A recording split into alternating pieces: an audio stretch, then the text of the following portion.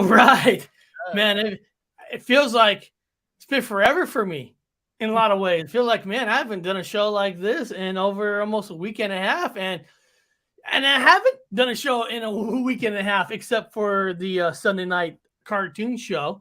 And I want to say, everybody, thank you guys for showing up today. I appreciate that. I apologize for not being around for a week and a half, but some of you know that I did get an injury. I tore tore a muscle something in the kneecap, and I also cracked the bone in there, and so there's a lot of sorts of issues that I'm working on getting fixed right now. But I gotta tell you, Anthony, this is not funny, but people getting hurt in my family is just, it's like it comes in waves, right? A couple of nights ago, while we were doing our live show, our cartoon show, my daughter was at the fair, and she gets her foot run over by a cart. Oh man! and hold on, guys. This is the kicker. She gets her foot run over by a cart. It was in an ambulance cart of all carts, one of those ambulance carts, and the ambulance guy didn't even stop. Hit and run.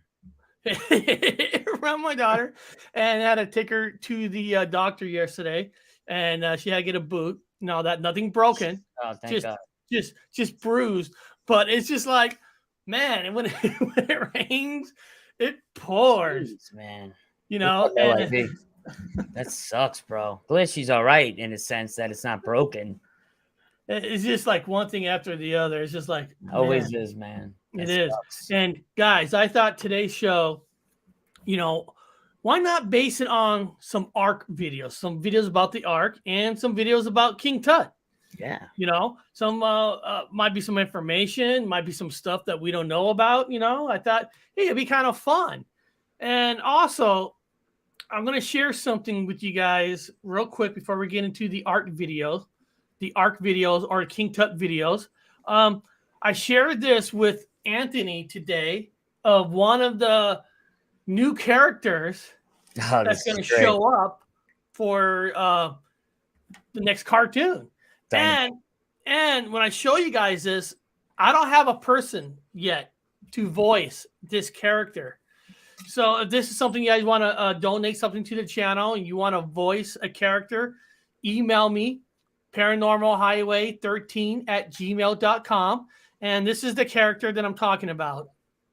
That's great, man. That is one of the new characters going to be in the next episode. That kind of, just looking at the image, let me see if I make the image bigger. Make it a little bigger. Bro, what a great job. He drew that dynamite. So if you kind of get an idea of where the next one's going to, in a way. We were in the desert. That looks like the opposite of a desert. So if this is something anybody's interested in, you guys want to donate to the channel, you just email me on the side, hey, I want to play Davy Jones. So let me know, because I don't have a person for that part yet. I'm just letting you know. And that's kind of he's not just a side character. He's kind of a, he's a good principal character of this episode. So anybody want to donate and want that, just let me know on the side. So it reminds me of the character from oh my God. Who, that character right there that I just showed you? Yeah, from Davy Jones. Caribbean. Davy Jones, yes. Right? Yeah. Yep. What a dynamite job. Man, that looks great. I mean, look at that. I mean, that looks great, man. Yeah, there's actually and there's can I show it? Let me see here. Is it here? Let me see. There's also, I have one more image, maybe, but this image is actually drawn to look like somebody, because that person donated and pretty big. But here, I'm going to show this one. This is just any of you in the chat knows a good friend of the channel who's been on my channel a couple times, Amber's Paraworld. And anybody who knows Amber knows she's a huge mermaid fan. She loves mermaids. So she asked, hey, I want to donate, but we never have a character as a mermaid. Can I be it? And I had her send me a picture of herself. Oh wow, that came out cool. And that's Amber from Paraworld. Oh, someone's like, "Oh, Eric, what are you doing?" I'm sorry, I can't get the head out. But that's Amber from Paraworld. So you can kind of see where we're going with this one. I like it a lot, a lot. Hats off to you. All right, guys. So now we're gonna get into some King Tut at first. Now, there's actually been talked about people's some reason a lot in the UK that they have they have DNA of King Tut. So this is actually a news story of people about having claims to King Tut himself. So I thought this is kind of cool, so check this out. Hearing today that shows half of all Western European men are somehow related to the Egyptian pharaoh King Tutankhamun. CTV's Marella Fernandez here with more on this. Marella, what's up with this? It's really interesting, actually. Yeah. So this is coming out of Switzerland, and the researchers there have found that not only do half of Western European men have this connection, genetic profile connection, but 70% of men in Britain, which is astounding. But they all have the same genetic profile or same ancestry as King Tut from Egypt way back when. Well, that's hard to believe. I mean, You guys heard that so far? Yeah. So far with this result thing, 70% of men in the UK with some kind of DNA to King Tut. That's kind of weird in itself. Wow. If you really seriously think about it. But here's more. King Tutankhamun, I think, lived probably to be about 14. How did he get around with all that? He didn't get past his teenage years, and he only ruled for 10 years. But I guess it goes back even further than that. And here's what's really shocking about this. Less than 1% of modern-day Egyptians have that same connection. So it kind of makes you wonder, well, if he's Egyptian, but the ancestry isn't Egyptian, how did it evolve? Which way did it move? And it looks like it didn't start in Egypt, but it evolved and went to Egypt and may have started in Europe. And that's why all the Europeans have this background. Isn't that interesting? So what's next in this kind of research? Well, here's another thing that is going to prove interesting. They're now looking for King Tut's closest relatives. So they got his DNA back in 2009 from the bones left by his mummy, which were found in 1922. That's a M-U-M-M-Y. Yes, not a M-O-M-M-Y. So now they want to find out if they can track down his closest living relative. So people are submitting their DNA, and it will be compared, and they'll have to find as many DNA markers as they can to see who's related to King Tut, which is kind of cool. I mean, to find out one day that you have some sort of royal heritage. Sure, isn't it enough to know that you're related somehow to Arnold Schwarzenegger with all the DNA testing? I guess that could be exciting for some people. Well, that's going to be an interesting study, and I guess they do talk about a 7 degree of separation between us all, and it's good to be connected with you this Tuesday. We'll look forward to seeing you again next hour, Marella. Thanks for Brad. this. Kind Cool. of interesting, right? Yeah. All these people have some kind of a DNA to King Tut, and it kind of tells you that even though this is a big world, it's kind of a small world. Who knows where anybody's been? People thought Christopher Columbus was the first person who hit the United States of America, right? And then finding out the Vikings were here first. Well, I mean, the Indians, they were all here first, but Vikings were here before Christopher Columbus. I mean, who knows where we all generated from? I mean, what do we know? 70%, man. That's a big number. That's a big ass number. Now, you're not talking, even 20% is a big number of an overall Over half number the of population you're talking about. Yeah. That's a lot, it's man. crazy just to sit there and think about 70%.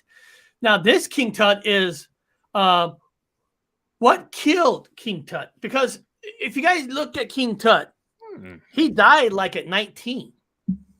King Tut never grew to the full age. He's like the most popular, Egyptian of them all, but King Tut really died at the age of 19. So what killed King Tut?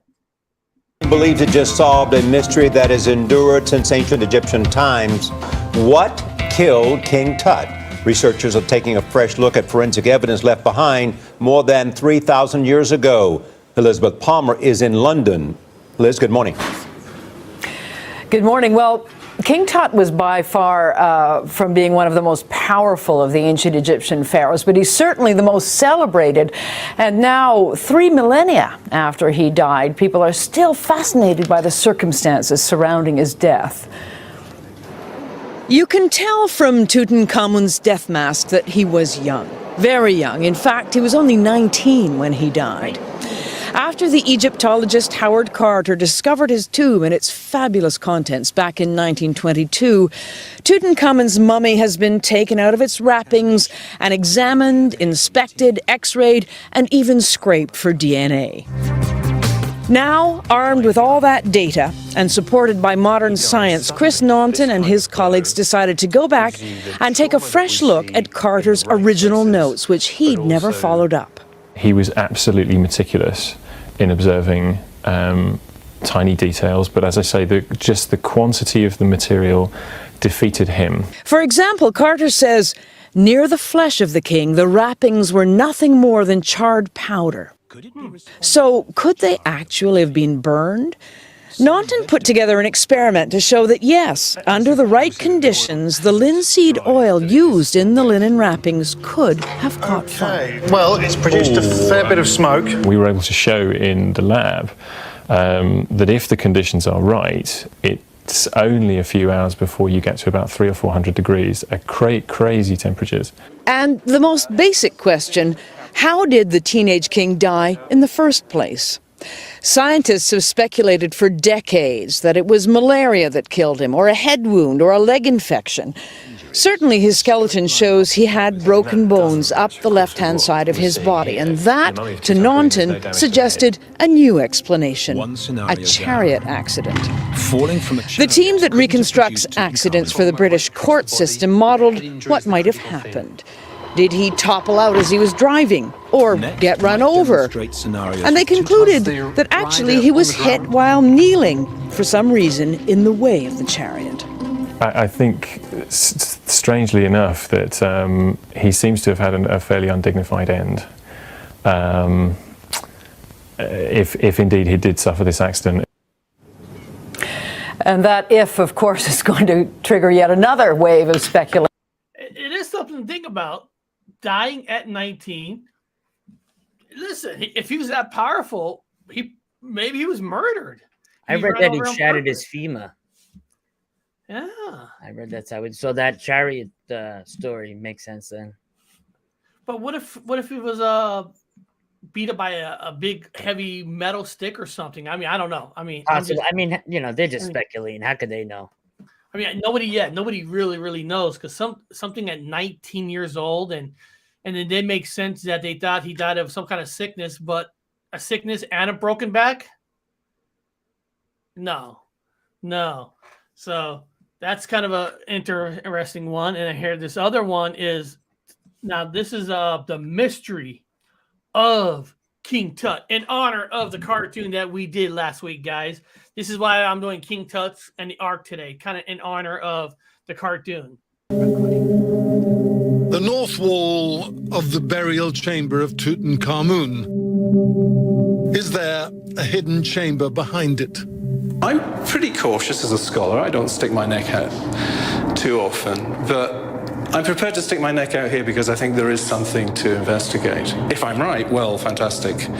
But let's cross that bridge when we get to it.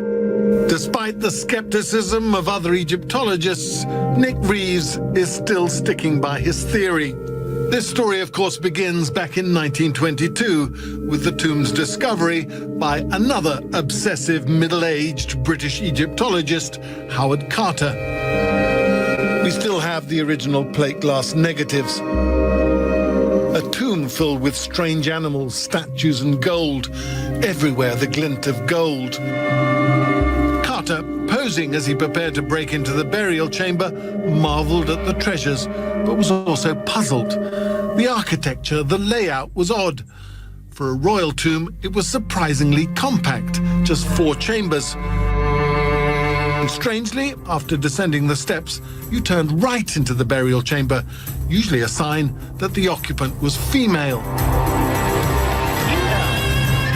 These stunning high-resolution images were made by Factum Arte, a specialist art company commissioned to make a replica of the tomb. They published the images online in 2014, the walls with and without the paintings. In effect, a unique relief map of the surface. With these scans, Nick Reeves could analyze the underlying bedrock. In the west wall, he detected the ghost of a door, and intriguingly, he found another one in the longer north wall. And this is where his theory becomes seriously provocative. The image has the mummified Tutankhamun in white on the left, his mouth about to be opened so he can speak and eat in the afterlife. Performing the ritual with a special tool is his successor, the pharaoh Eye. But Reeves contends that we've simply misidentified the pharaohs, beginning with Eye. He's got a little double chin. This is identical to portraits of Tutankhamun. So, if Eye is Tutankhamun, who then is the mummy with the false beard? Reeves points to a laugh or smile line at the side of the mouth, a physical trait found in sculptures of Nefertiti in Middle Age. Now I look at this now and I think, how can anybody have thought this was anybody else but Tutankhamun opening the mouth of his predecessor, Nefertiti? The original ground-penetrating scans last November suggested that there are hidden chambers, but the most recent scans in March suggested exactly the opposite, that there's nothing there. The Egyptians are planning more scans. This could be nothing. It's just a wild goose chase. But on the other hand, if I'm right in my reading of the evidence to suggest it might be the burial of Nefertiti behind the North Wall, well, surely that's worth going the extra. Nick Glass for CNN. You know, I've heard multiple stories that there is proof of hidden chambers in there, but Egypt and them don't want us. They don't want it to be digged out because they don't want history to be rewritten. Could you imagine though, if there was another chamber back there? Yeah. Well, think about this. Now, I'm not trying to go off crazy here, but you know, there's some beliefs that aliens came and helped build the pyramids and stuff like that. You know that story's out there. It wasn't just slaves and all that. What if some of those chambers is proof of that? You know, that they wouldn't want that rewritten for themselves. I don't know why. I would think that would bring more popularity to it, to bring more people to see it, you know, what's in those chambers. Even if you found nothing, you know, I think the interest to see if there are chambers is worth it to me. If I was running a country, wouldn't that just spike up? Because I mean, honestly, yeah. People right now, I mean, I don't know what people care about right now in this world right now, but are people really caring about Egypt anymore? I mean, I don't know. I mean, I don't see mummy movies no more. I don't really see this. The only thing I've seen of content is ours about King Tut. You know? Well, a big find like that. I mean, if they found another chamber or something, that would be like national news, you know? Allegedly, there's a door behind the ear of the Great Sphinx, and on the top of the head, in the middle part of the top of the head, it's supposed to be an entrance way down too, but they backfilled it with concrete. Like they flew a drone to the top of the Sphinx, and you can see a square cut out, and it's backfilled because the colors don't match. So God only knows what's in there as well. Well, some say that they do know what's in there, but they secret documents and stuff like that. Yeah, they don't want to release it to the world, you know. And it's almost like I bet, like you said, they don't want to change history. They don't want to change history. You know, history's already written one way, and by God, you don't want to change all the books. God forbid you told the truth, right? You know, it's just God. When you sit here and think about life, you know, life is short. You know, it's like why live in fear of giving that information out? You know, it's just like people can handle information. It's just when you keep information away from people for so long, you kind of create that where, you know what I mean? Like people can't open up because that's what they're used to. They're used to everything being shut down. Maybe if they start opening up, people would take history change, you know. Agreed. I mean, what do we know? What do we know? But I will say now beyond the Ark, there's one of the biggest mysteries, one of the most mysterious artifacts out there, in my opinion, is the Ark of the Covenant. It's one of the biggest artifacts. I mean, religious world, non-religious world. I mean, this is like a crown jewel of an artifact if it can be found. Some people say it is found. Yeah. Some people say it is almost like Indiana Jones in a way where they do have it stored away. They're not gonna let people know. So the Ark, and if you think about the Ark, you know what technically in the religion Bibles and stuff, what was the Ark? The Ark is of course the thing that hold the 10 Commandments. And it's supposed to be a powerful. Now, this one video is like a business style kind of video, kind of those childish little pins. I thought it would be fun. They're trying to explain what is the Ark, the Covenant. So guys, this is like a business style video. So just check it out. This is Jared East from thereligionteacher.com. The Ark of the Covenant in the Old Testament. What does it mean?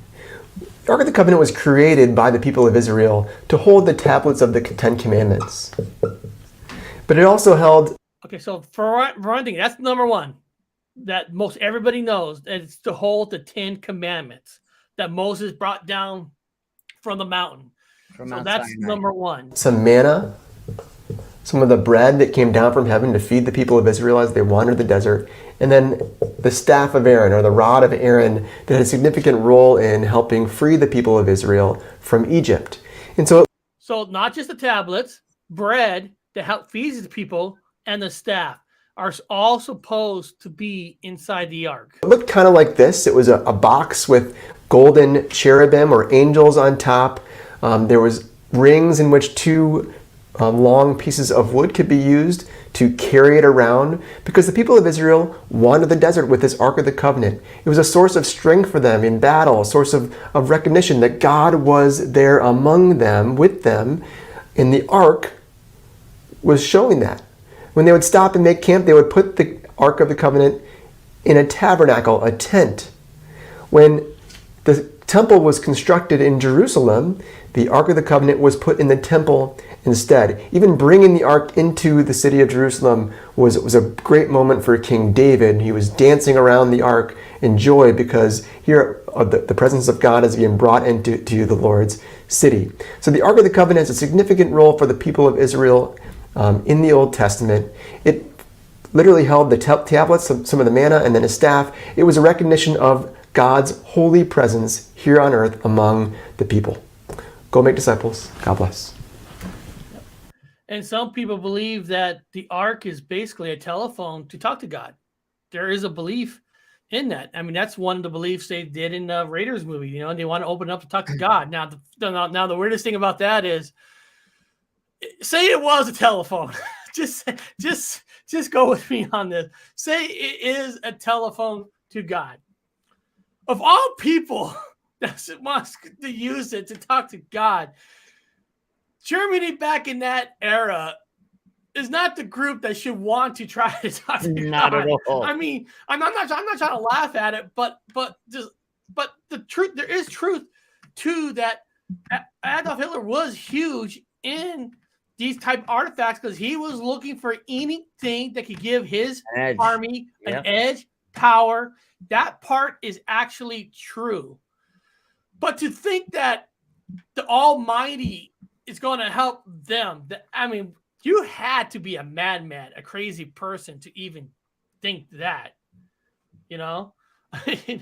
When I learned in Catholic school was when they were walking around for 40 days and 40 nights and they were starving, they would pray to the Ark, and that's where the bread, the manna came from.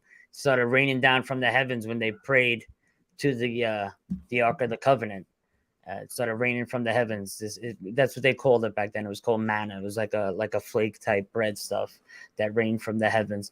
The crown of Christ, they also fashioned a solid gold crown that was placed on top of the wings of the cherubs as well.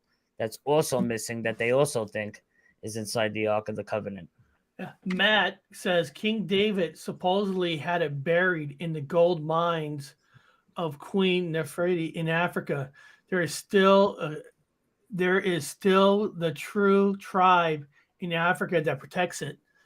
Nobody knows. I mean, that's the thing. Nobody knows where it's at. You're right. He wanted whatever he could get. Yeah, he did. Adolf wanted anything he could get. Any edge, any power he could get. And that is a fact. Here's another video of them talking about the ark. And they shall make an ark of acacia wood. 2.5 cubits shall be its length, 1.5 cubits its width, and 1.5 cubits its height. And you shall overlay it with pure gold. Inside and out you shall overlay it, and shall make on it a moulding of gold all around. You shall cast 4 rings of gold for it, and put them in its 4 corners. 2 rings shall be on one side, and 2 rings on the other side. And you shall make poles of acacia wood, and overlay them with gold. You shall put the poles into the rings on the sides of the ark, that the ark may be carried by them. The poles shall be in the rings of the ark, they shall not be taken from it. And you shall put into the ark the testimony which I will give you. You shall make a mercy seat of pure gold. 2.5 cubits shall be its length, and 1.5 cubits its width. And you shall make 2 cherubim of gold, of hammered work you shall make them at the 2 ends of the mercy seat. Make 1 cherub at one end, and the other cherub at the other end, and you shall make the cherubim at the 2 ends of it one piece with the mercy seat. And the cherubim shall stretch out their wings above, covering the mercy seat with their wings, and they shall face one another. The faces of the cherubim shall be toward the mercy seat. You shall put the mercy seat on top of the ark, and in the ark you shall put the testimony that I will give you. And there I will meet with you, and I will speak with you from above the mercy seat, from between the 2 cherubim which are on the ark of the testimony, about everything which I will give you in commandment to the children of Israel. Now let's think about this. Think about this. Saying there's no powers, no nothing, whatever. Nothing inside does anything anymore at all. That thing is solid gold. Beautiful. How much money, if a criminal could get their hands on that, how much money would that be worth? Can't put a price on that, Eric. You could not put a price on that. So there's people who want it not just because of what's inside it. It's greed. It's pure freaking gold. I mean, gold plated. I mean that. You're right. That is a beautiful, gorgeous, beautiful shape. I mean, just can you imagine the weight having the it all fashioned at a wood and real solid gold cap? Forget it, man. Just the gold alone has got to weigh a couple 100 pounds. Now, this next video is more interesting, and I actually there is a copyright on it, but I'm not allowed to use it. They just collect all the ad commercials, which I don't really make any money off of it. But it's kind of interesting. A guy talks about what about the Ark of the Covenant? Hold on, does it? How come I can't see the full name here? I thought I had the whole full name here. I can't. Does it work? What does it do? So here, this is. I want to know, where is the Ark of the Covenant, and have there been eyewitnesses about the Ark? Well, it's very interesting. Many people think the Ark of the Covenant was taken into Ethiopia many years ago, and there have been specials on television explaining that's where the Ark is located. But when you go to the Bible, 2 Chronicles chapter 35 and verse 3, it talks about King Josiah at the time before the Babylonians would come in and capture Israel, take all the Jewish people into the Babylonian captivity. King Josiah had an idea that this was going to take place, so he knew he needed to protect the Ark of the Covenant. He told the Levites in verse 3 to take the Ark and put it in the house. Immediately you think that that's referring to the temple. It was already in the temple. About 400 years earlier, King Solomon, when he built the temple, took the Ark and put it in the Holy of Holies. And the Bible says in 1 Kings chapter 8, the glory of the Lord filled the house of the Lord, so much so that they couldn't stand it. King Josiah then gave the order to take it, put it in the house. And that word in Hebrew is bayit, which also can be translated secret, secluded hiding place. And that was a place that was prepared by Solomon the king when he built that temple underneath the Holy of Holies. Right back here where the Dome of the Rock is. Where the Dome of the Rock is. The foundation stone underneath that dome is where the ark would have set. If I could take you in there now, I could show you the rectangular spot where the ark would have set. When they picked the ark up, you have to have the Levites to move the ark, 4 Levites, and they picked it up and they took it under and put it in a secret, secluded hiding place. Now, if anybody wants to debate that, I wish I could present the 2 men who saw it. They have now passed from this world, but there were 2 very prestigious rabbis, Shlomo Goren, who was the rabbi at the Western Wall June 7, 1967, who sounded the shofar and put the first prayer in the Western Wall after the Jews had reunited the city of Jerusalem. And Rabbi Yehuda Getz, he was the chief rabbi of the Western Wall. These 2 men in 1982 went in at Warren's Gate underneath the Temple Mount area, and they both told me, I have it recorded on video, they saw the Ark of the Covenant under there. I asked them both, I said, why did you not bring the ark out? And they said, we don't have a place to put it. As soon as we have a temple, we'll bring it out and put it in the Holy of Holies. A rabbi who is actually the one who started all of this study to prepare to build the temple, Nachman Kahana, he has a synagogue right in the midst of the Arab quarter. And there, Israel Ariel, who heads up the Temple Institute, and Chaim Richmond, these 2 rabbis, study under Nachman Kahana how to make these implements, how to prepare the priestly garments. Priestly garments, for example, had to be made out of 1 piece of cloth. Well, they have all the priestly garments. One day I was sitting with the rabbi, he was on his computer, and I said, what are you doing with the computer, Rabbi? He said, I'm studying the Torah, first 5 books of the Old Testament. I said, Rabbi, do you have anything else you use that computer for? He said, I do. And I said, what? He said, I have a database on this computer. I said, a database of what? He said, of every single Jewish man in the world that's qualified to be a priest. And they have called them into Jerusalem to study those priestly duties. Kind of interesting. He's saying that some 2 rabbis seen the ark. That's amazing. You know, what do we know? I mean, we're not there. We don't know, have they? Maybe, I think you covered on that video under freedom of religion also. Yeah. No copyright. It says I'm allowed to play it, but they collect ads. Like I said, we make you could fight 2 that. cents off an ad. Regardless, you could fight it. It's freedom of religion. Oh yeah. And it was. I thought it was interesting enough that I needed to show it, just because a couple people did see it, and maybe they have, and they're told to shut up about it. Not to mention it. And I saw Matt. Matt's mentioned earlier that he said that there's a story that it's in Africa. What does he say? The Bible also said there were 3 arks made to make people that wanted its power to choose which one is real. Makes sense? So what would happen if they choose the wrong one? Would it be evil too? Good question.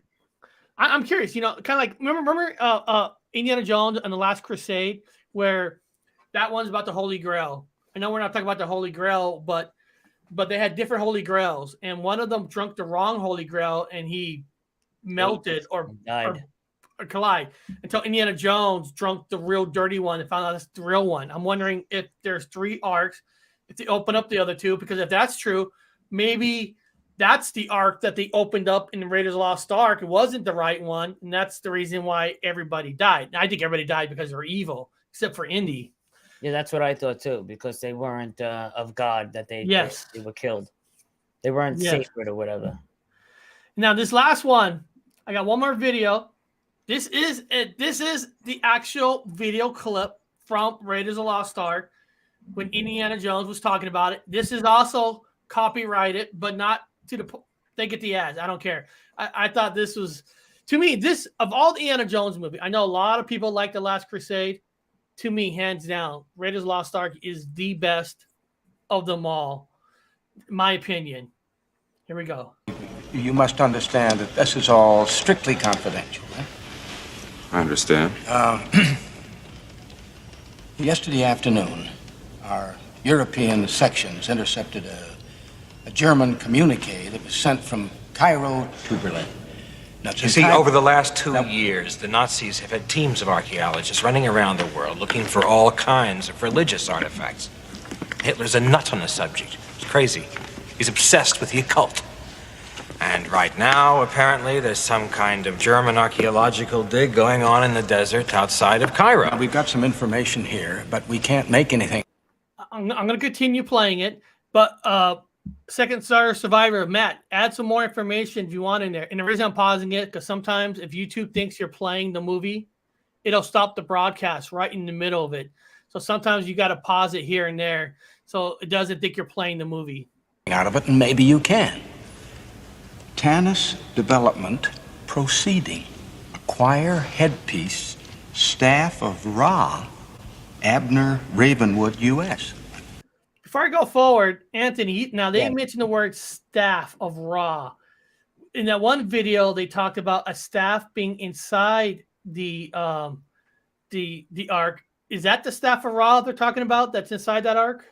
Or is that another staff? I think it's another staff. It would have to be, right? Because if there's a staff of Ra, how would that get out? Yeah. You know? So I'm always curious about that. Nazis have discovered Tanis. Just what does that mean to you, Tanis? Well, the city of Tanis is one of the possible resting places of the Lost Ark. The Lost Ark? Yeah, the Ark of the Covenant, the chest the Hebrews used to carry around the Ten Commandments. What do you mean, Commandments? You're talking about the Ten Commandments? Yes, the actual Ten Commandments, the original stone tablets that Moses brought down out of Mount Horeb and smashed, if you believe in that sort of thing. I'm going to ask Anthony, I'm going to ask you a question. Like I said, I'm doing this on purpose so we don't get the channel shut down. You said, you grew up in a church with your family. When you grew up in the church, have the church ever... I've never heard a church...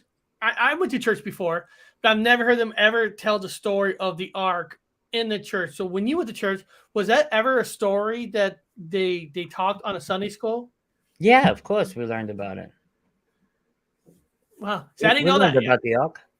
Because, honestly, the first time I heard the ark is from other people. I never really heard it from like church-going people. I never heard somebody from a church. I didn't go to Sunday school. I went to Catholic school. I mean, we heard things all the time, You ask, and anytime you're in a religious class, you can ask anything you wanted. So that was definitely one of the topics before.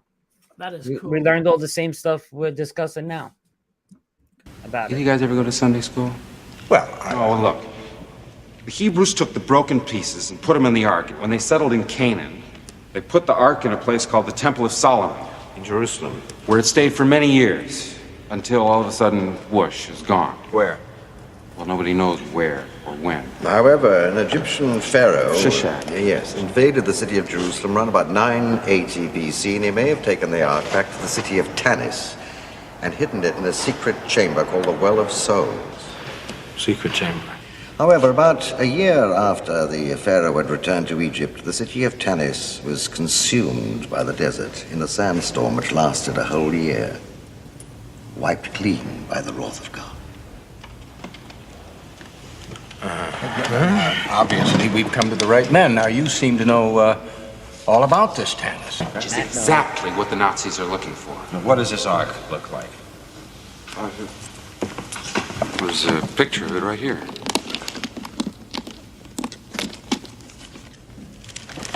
That's it.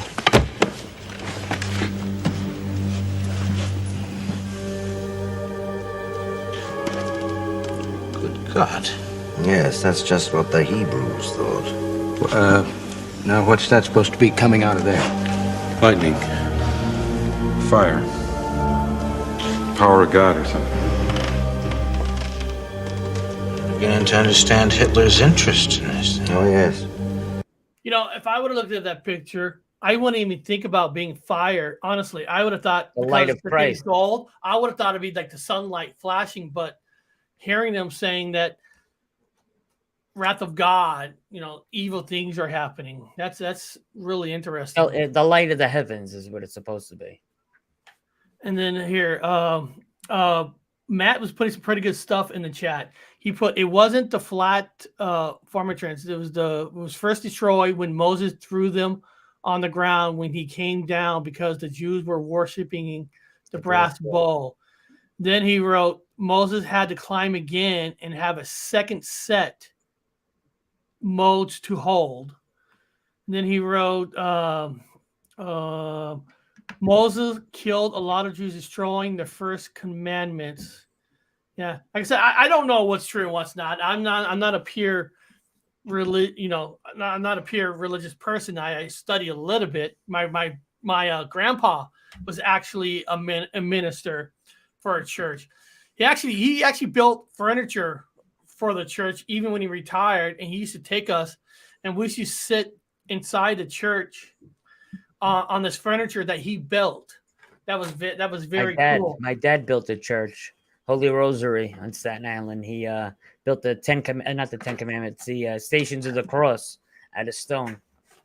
So Anthony, what you could remember when you learned this in Catholic school and all that? What was there anything that wasn't said here that you maybe learned? I remember the like the high priest that worked with the Ark of the Covenant. They had to wear a vest that had all these special jewels on it, so they wouldn't get damaged by the Ark. So, like, if you weren't the holiest of holy, you weren't allowed to even look at the Ark. You can go blind. It could kill you if you were evil. So they wore this bejeweled out vest with all these special stones on it. It kind of like protected them. So in other words, like they were the sacred chosen ones that can carry the Ark, and they could walk with the Ark and all of that stuff. I remember that. I'm trying to remember in the movie Raiders, didn't they say like only a certain person can open it? I'm trying to mention. Yeah, it was like the high priest or whatever. The high priest. What I'm typing in the search engine. What kind of priest could open? I don't think anybody can open it. I think just about being near it, carrying it, and being up close in its presence. Here, and let me share the screen here. I also remember them saying that the high priest would talk to the Ark, and a light would form above the two cherubim angels, like a circle of light, and they would talk to the light as if they were talking to Christ. It says here, sometimes during the 10th century BCE, King Solomon built the Temple of Jerusalem, and the Ark was moved to the temples.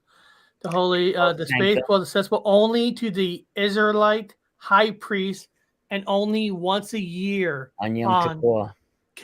Kippur, the Day of Atonement. Yeah. I wonder if there's images.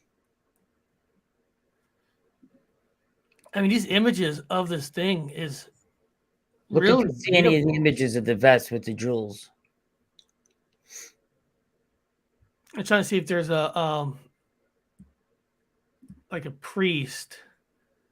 Beautiful piece. And then people worshiping it. There they are. See the vest with the jewels he's wearing on the right? Oh, yeah. Wow. Yes. And then here, Matt said, yes, Anthony is right. You had to have specific bless and minutes to protect you from the celestial powers. That's right. Yeah. Wow. See, I didn't know that part. And there should be pictures of where the two angel wing, the two cherub. See the light go up, go the other way. Next one, right there.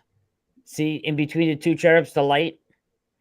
Yeah. The high priest would go there, and the light would appear in between the wings, and they would be able to communicate with Christ right from there. That's also where the manna came from, where they were starving in the for 40 days and 40 nights, and They asked for food. They asked the ark, and it produced manna. It came from the light like that. So he's holding the plate to get the manna, which was like bread. Yeah, I remember all this from Catholic school. I mean, this ark is, what's that here? Oh, that's a picture of what it's supposed to be inside. Here we go. The ark. And like I said, this is a powerful, and of course, when I used it for the cartoon, I used it as a battery source. And that's why there were some comments I made, like in the episode 3, where let's go talk to God, because that's one of the beliefs, because of the 10 Commandments, that if you're a righteous person, you are able to talk to God with it. Or do we think in my cartoon world? But it is such a beautiful artifact. Oh, I can very see, intricate. I mean, I can see why this would be one of the greatest finds. Oh, forget it, man. If they ever found this. Now, like I said, some people believe it is already found, but I mean, we're not conspiracy theorists. We don't know if it's been found. You know, we just saw the video where the guy said that two of his priests seen it. You know, is that true? I can't tell you that. But wow. People were killed that weren't sacred, that even touched the covenant, came close to it, looked at people, went blind for looking at it, that weren't the holiest of holy. All kinds of stuff went on with that. It makes you think, Anthony, you know, if somebody goes to you and I, say, Eric and Anthony, hey, you two, we actually found the ark, and we're actually going to open it, and you two are allowed to be part of it, right? And then you think to yourself, would you want to be part of it? Because if any of this is true, we know there's truth to it, but what I'm getting is if there's any theories about this is true, God damn, wouldn't that be scary to really want to go do this? I don't think I'm sacred enough or holy enough or good enough to do that. I wouldn't even dare. Mona was also a power bread. It supposedly gave Jews supernatural abilities like strength and will and the ability to talk to animals. Yeah, I heard all that too. And then Pine Island Research says, I think it talk about in Catholic education often, but largely ignored in other Christian doctrine and education because they don't focus on symbolic references like the Catholic faith does. That's a good point. That's a very good point. You know, some might look more into it, one somewhere. I just think it's so fascinating.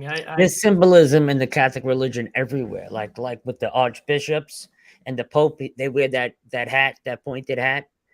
Well, if you look at that hat from the side, it's really to emulate a fish head. That's what the hat emulates. You know, because they were fishermen. Jesus was a fisherman. I'm trying to find it. Because on my channel, I'm trying to find it. A while ago, I'm trying to see if I can find it. It is about the ark.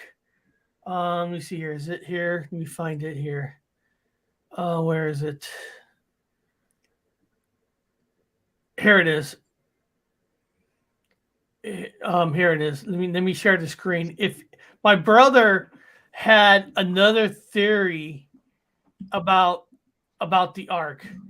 So I have a video here called "What's Inside the Ark," and I'll copy and paste it into the chat. I think I know what he said. What was in there? Beer and weed? He's in his beliefs. His archaeology in school, they had to read a bunch of Bibles. They had to do a lot of studies. There is some beliefs that what's actually in the ark is a beehive, bees. And the priests, those hats are actually beehive hats. I'm not serious. There is actually a belief out there that there is bees in there, and my brother explained the beliefs about the theory of bees being in there. I'm not saying that's right or wrong at all. I'm just saying my brother did a video about. Yeah, I don't know about the bees, but I know for a fact what the hat is. Yeah, and what it was meant for. Yeah. So like I said, it was just a theory that he had, and if anybody wants to. Good idea. Oh my God! I'm sorry, guys. Outside my window, my wife's got the dog.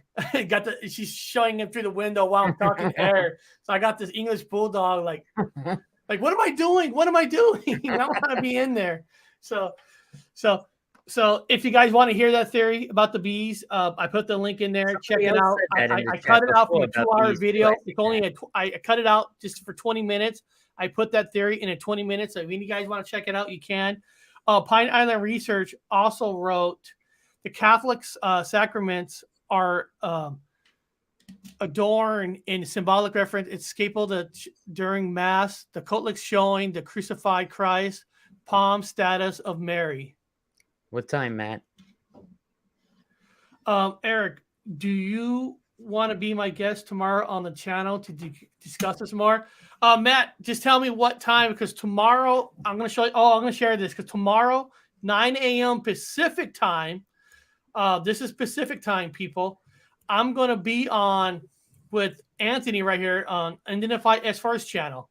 I'm going to share 12 o'clock Eastern. Yeah, 9 o'clock West Coast, 12 o'clock Eastern time. And I'll put that in the link. So I'm going to be on his channel at 9. So if you do it in the afternoon, between, and it's up to you, Matt. I don't want to force a time on you, but if you want to do around 11 o'clock, 12 o'clock Pacific time, I'm open. I'm open at. Yeah, me too. I'm open at from 9 o'clock to 2 o'clock is when I gotta leave to pick up my first child, and then I don't get back to the house until like today, like at 4:08. Barely made the show. My show's only 1 hour, so anything after 1 o'clock Eastern, I'm good too. So, and Matt, I know you have my email, but just in case you don't, Paranormal Highway 13 at gmail.com. Just email me, and Anthony and I will both jump on it, and I'll try to look for more information. This show is basically about, for the cartoon, I wanted to share a little bit more about King Tut, and what I'm using the Ark for is I'm using it as the power of the battery that was used to power station the pyramids, and the next one is going to power something, and I will give a hint. The Ark in the next episode will be talking to some kind of God. That's just a little hint. Some kind of God. But beyond that, I want to thank Anthony for jumping on. I appreciate it. And guys, tomorrow, 9 a.m. Pacific time, 12 o'clock Eastern time, jump over his channel. He's actually got it's called Hunting's Pure Evil Locations. I love those because one of the biggest questions I always had is, where should I go? What areas do you guys recommend to go? So if there's some places near places to go investigate, dude, that's awesome. That's fun. You know, if somebody told me one time, like Queen Mary ship is haunted. Yeah, yeah. So when I went to California, we actually got a hotel. We stayed there 2 nights, even though I caught absolutely nothing. Really? Yes, caught nothing. And on my channel, I do have a part 1 and part 2 Queen Mary of myself on that ship doing the investigation. So I actually did investigation on the ship I took my son. I even took my daughter out because I've heard a theory that sometimes some ghosts are more likely to show themselves with the female versus a male. So I'm not saying it's true or not. So the first investigation was with my son, and the second one was with my daughter. And unfortunately, we caught nothing. But that's how it goes. I mean, there's people who tell me that they investigated a graveyard for a week. And it was the last night for 10 minutes they saw something. So you know, it's all crapshoot. I'm sure, Anthony, I'm sure you wish you could go outside your house every single night to see some kind of evidence of a UFO. Yeah, of course I wish that, but it's But impossible. you know that it's a waiting game. It's just being That's there all it at the is. right Right place, time, right at time. the right place Yep. when it happens. You That's know, it. that's the name of the game. Sometimes you walk outside and look up and it's there, and sometimes you wait for weeks and there's nothing, man. But Eastern State Penitentiary is where I would like to go do a paranormal overnight challenge. Yep. Place is supposed to be really haunted. So beyond that, guys, I will be back tomorrow, but I think for the drive time that I've learned today that I'm cutting it. I cut it too close to 4:10. So tomorrow, my own channel, I'll be on at 4:30, but I'll be on with Anthony at 9, and hopefully with Matt, be a triple show that day. Hell yeah. I'm all in for that. So Sounds beyond like a that, plan. guys, you guys have a great night. Love See you you guys. all Congrats. tomorrow.